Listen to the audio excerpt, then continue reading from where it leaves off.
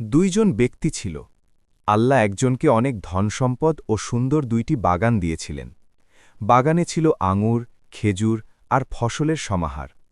সে ব্যক্তি খুব ধনী হয়ে গর্ব করতে লাগল। তার বন্ধু ছিল অপেক্ষাকৃত গরিব কিন্তু ঈমানদার।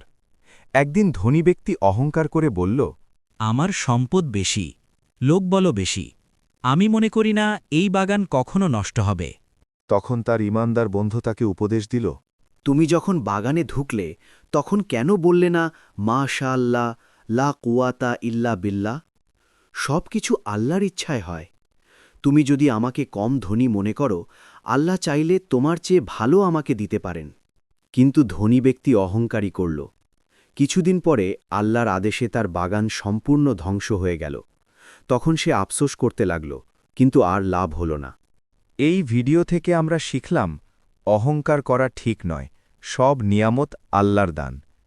সম্পদ নয়, ঈমানই আসল সফলতা। আল্লাহকে স্মরণ করলে মানুষ বিনয়ী থাকে।